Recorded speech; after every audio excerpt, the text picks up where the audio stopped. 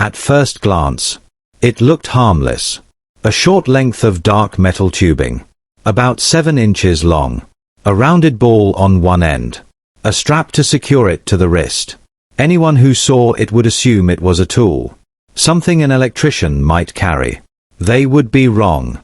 Inside that innocent cylinder were 3 ways to kill. A lead-weighted Cosh, capable of crushing a skull. A 24-inch piano wire garrote, able to strangle a man in seconds. And a spring-loaded stiletto blade, deployable with a single shake of the wrist. 3 weapons. 1 device. This is the story of the McLaughlin Pesket close combat weapon. One of the most unusual tools ever created by Britain's Special Operations Executive during the Second World War. 1941. Britain stood alone. France had fallen in 6 weeks. Norway was lost. The Low Countries were occupied. Greece and Yugoslavia collapsed under blitzkrieg.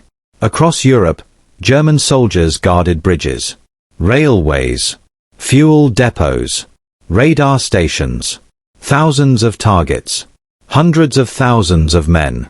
If Britain was going to strike back, it would have to do so silently.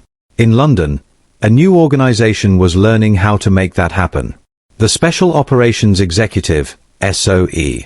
Created in July 1940 with a single order from Winston Churchill. Set Europe ablaze. That meant sabotage. That meant resistance. And when necessary, silent murder. SOE operatives faced a brutal problem. How do you eliminate a sentry without alerting everyone nearby? A gunshot carried sound, even suppressed. A struggle gave a man time to shout or pull a trigger. The kill had to be instant, silent, certain. One moment the sentry stood at his post. The next, he had to be gone. No alarm. No warning. Existing weapons solved parts of the problem. The Fairbairn Sykes knife was lethal, but required close contact, and left no margin for error. The garrote was silent and final, but only worked from behind.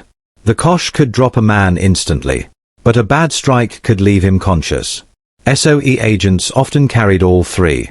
But in the dark, under stress, fumbling for the right weapon, seconds mattered.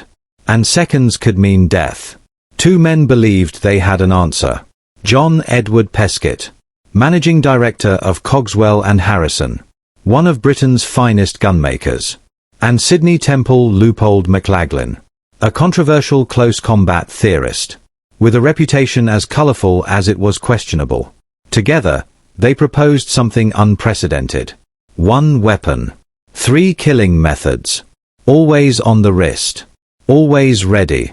The result was officially patented in 1942. 7 inches long when closed.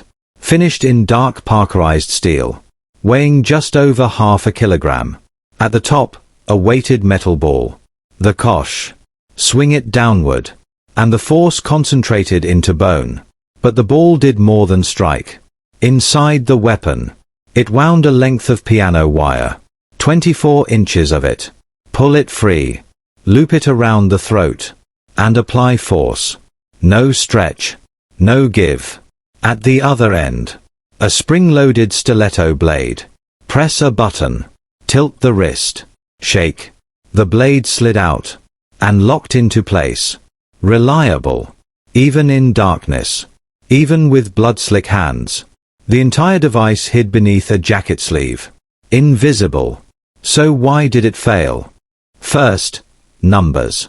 Only about 2 dozen were ever made. Second, timing. By the time it was ready, SOE already trusted proven weapons.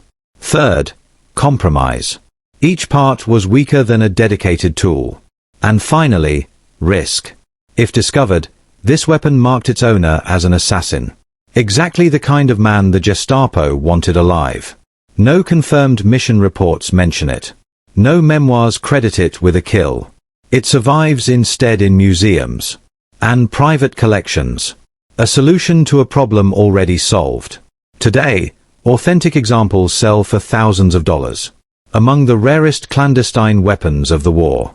7 inches of dark metal. 3 ways to kill. Perhaps 24 ever made. None confirmed to have taken a life. The Maclaglen pesket remains a symbol of Britain's secret war. An elegant idea, a brutal purpose, and a road never taken.